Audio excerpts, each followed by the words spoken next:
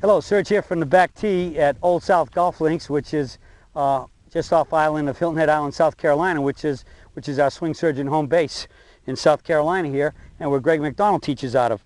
I have the clipboard and I have a question. This is a question from Johnner, Johner 149.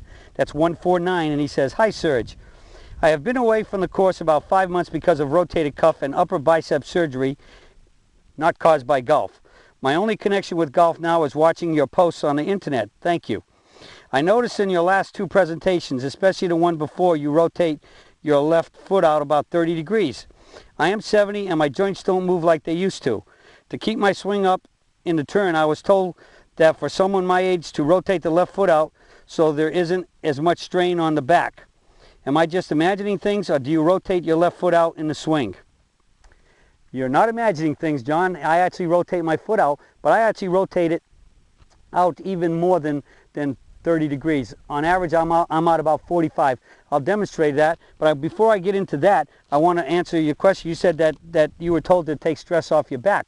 Yes, it takes stress off your back, but it takes stress off a lot of other parts of your body. Like, for example, if you have bad ankles or bad knees, especially in the forward knee, it'll of your swing, which for me being a right-hander is the left knee, it'll take a lot of stress off that knee. I'm a firm believer that without a doubt, Tiger Woods, if he did this stuff, would take a lot of stress off his knee, because the reason why we open him up is Dr. Armstrong, my orthopedic surgeon I studied with, he says the body functions in dynamic balance in 30-degree angles, and he's in fact writing a book called 30 Degrees, and so 30 degrees is the average of opening up of that both feet should be open, the back one and the front one, so that in the swing the knees both rotate together.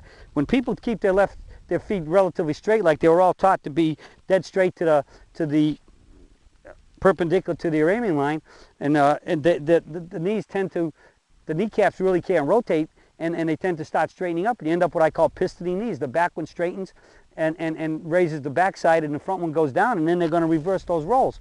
So in the wide knee outward pressure setup, which is basically, we call it, it is actually the poster for what the Surge stance is the wide knees outward pressure. We put just enough pressure so that you stretch the muscles on the inside of your legs, but you don't ever do enough to roll your feet over. And we get that outward pressure, and that's what helps us make the limited turn. But what you see here is both knees tend to go together. So like if I take this clipboard and I put it on my knees and I have my feet straight and they go back and forth, you can see what they're doing here.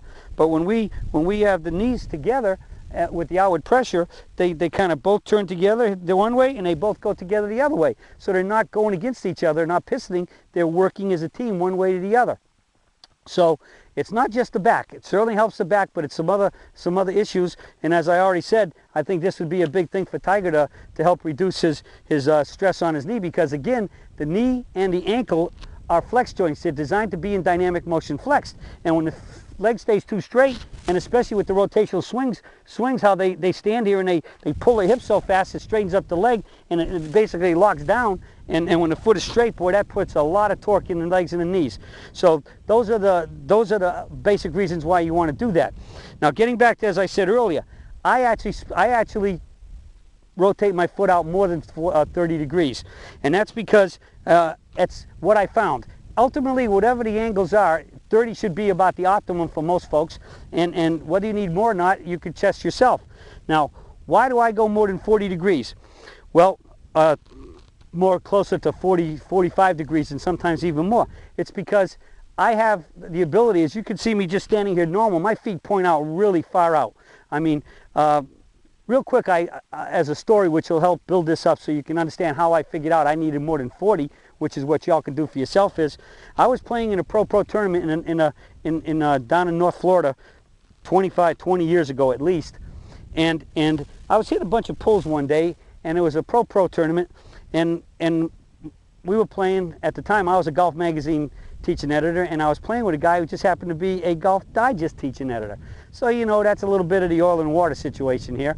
He's got his allegiances, I got mine, but I was hitting slight pulls all day. I didn't play bad. I shot like even one under par on my own ball, and at the end of the round he came up to me and he said, "Don, would you like to know why you're hitting those pulls?" And I said, "Sure." He says because your left foot's open. you can't play golf that way. And I said, really? I said, well, why not? And he said, because it's going to let your body go forward and clear too fast, and that's why you're hitting those pulls. I said, well, what do you want me to be? He says, oh, you have to have your feet dead straight, just like this at 90 degrees. I said, well, what about the fact that if I do that and I swing, my kneecaps can't rotate, my right leg immediately locks up and raises my hip and puts a lot of stress on my hip, and it starts to hurt my right hip and back start to hurt, and my left one collapses, and then they go the other way. I said, he said, it doesn't matter, you still have to do that. I said, well, what about the fact that I can stand here and I can open up my feet past 180 degrees? Huh? I mean, how many people can do that? And I said, that's, I think, another reason why I got to do it. He says, no, you can't. You have to, you just have to keep them straight. That's the only way you can really play. So I said, my personal physical composition, if you want to use that term, or my physical muscularity and muscle and bones and everything else may have no play in how I should set up and possibly swing. He said, no, it has to be like that.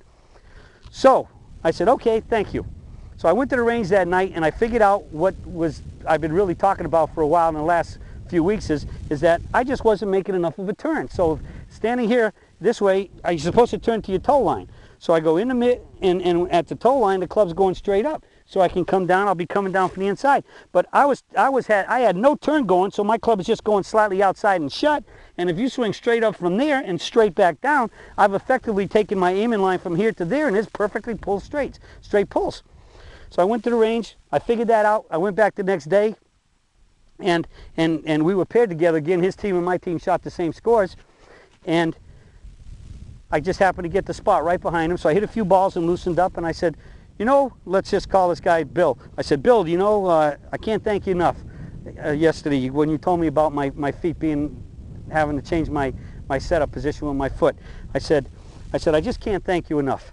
I said, I can't believe that I was dumb enough to think that I could play golf, with my both feet flared, especially the left one flared more than the back one, about 45 degrees. I can't think I was dumb enough to think that I could play golf that way. I said, he goes, he says, yeah, I told you, huh? I said, yeah, I can't believe that 45 was it. It really needs to be like this. And I turned it completely parallel to my aiming line, pointing at the target. I said, it's got to be like this.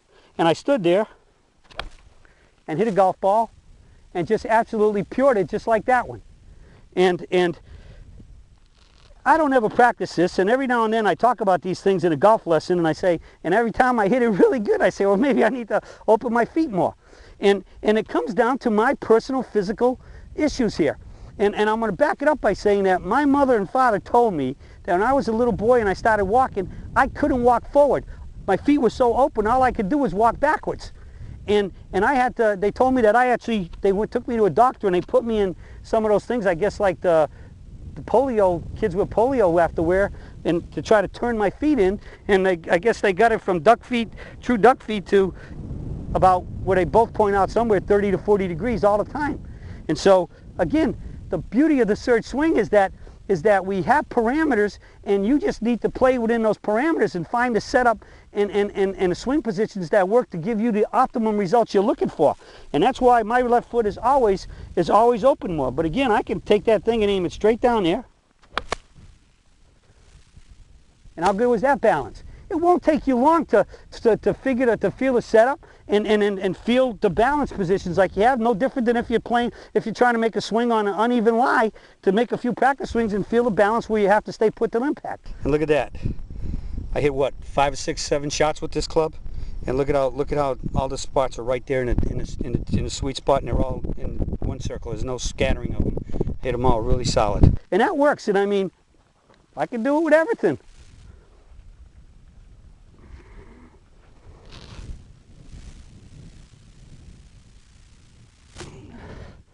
I can stand here. This would be normal, and this would be pointing at the target.